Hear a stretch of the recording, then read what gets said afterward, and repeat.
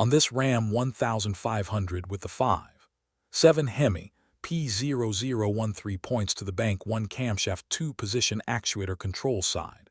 In plain language, the PCM may be commanding the variable cam timing solenoid, but the voltage it sees on that control circuit does not match what it expected. The driver may only notice the MIL, but depending on the failure, the engine can also have cam timing behavior that feels off.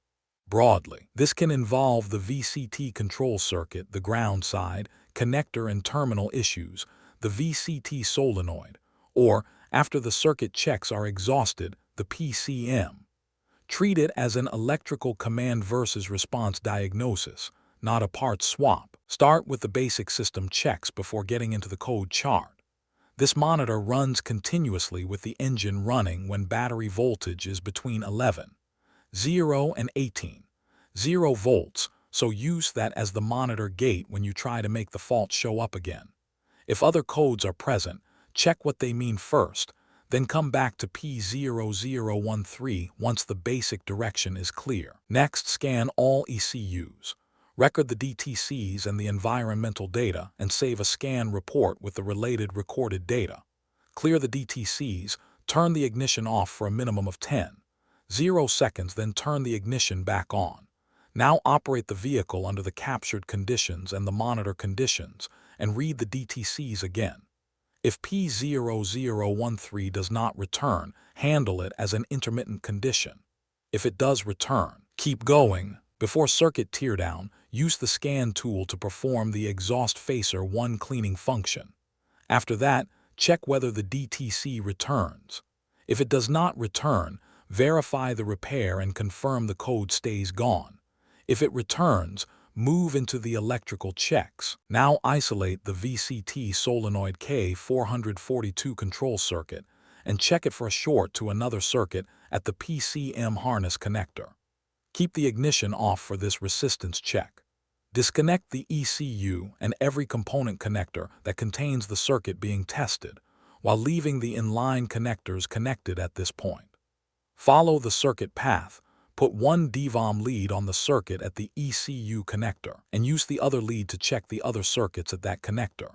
If a PCM terminal has to be accessed, use the GPEC diagnostic adapter 10436 rather than probing the PCM connector directly. With the circuit isolated, there should be no continuity to any other circuit. If continuity is found, repair the short between those circuits, then verify the repair. If there is no continuity, go to the ground short check. With the ignition still off, isolate the same K442 control circuit and check for continuity to ground.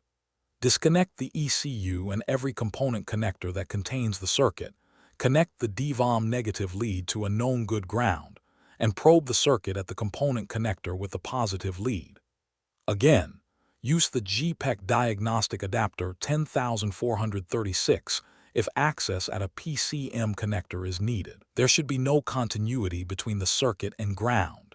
If there is continuity, repair the short to ground and verify the repair. If there is no continuity, move on to load testing the control circuit. Next, load test the K442 control circuit for an open or high resistance. The ignition must be off, and do not load test the circuit with components still connected. Isolate the circuit by disconnecting the ECU and every component connector in that circuit. Connect the load test tool from battery positive through the circuit, and use a fuse jumper to battery negative or a known good ground at the other end of the circuit. If PCM connector access is needed, use the GPEC diagnostic adapter 10436. The bulb should be illuminated and bright, comparable to a direct battery connection. If the bulb is not bright, repair the control circuit for an open or high resistance, then verify the repair.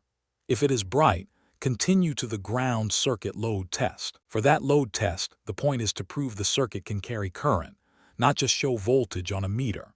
A 3156 bulb has approximately 6.0 ohms of resistance when powered and draws approximately 2.0 amps of current.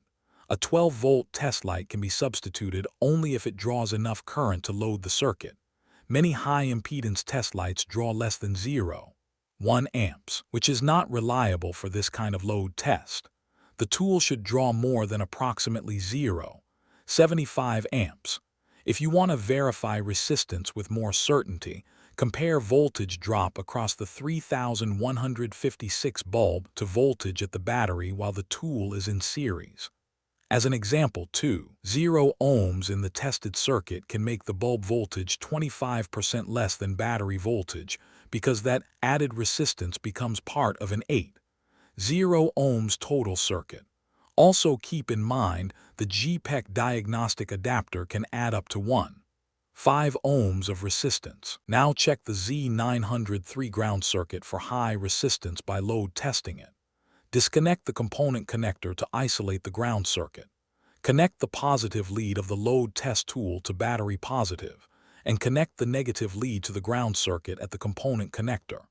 Use the GPEC diagnostic adapter 10436 if PCM connector access is needed. The bulb should be illuminated and bright, like a direct connection to the battery. If it is not bright, repair the ground circuit for an open or high resistance, then verify the repair. If it is bright, go to the solenoid operation check. Reconnect the PCM-C2 connector and turn the ignition on. At the VCT solenoid connector, measure voltage on the K442 VCT solenoid control circuit. This driver is a 12-volt PWM circuit, so the voltage reading will vary with the actuation percentage selected for the solenoid. If voltage is present and matches approximately to the selected percentage, verify good pentaterminal contact at the VCT solenoid and PCM connectors. If no connector problem is found at that point, replace the variable camshaft timing solenoid, then verify the repair.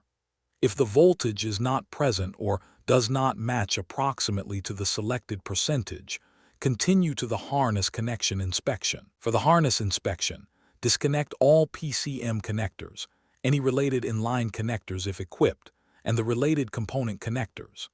Inspect the harness and component connectors, both male and female terminals and the connector bodies.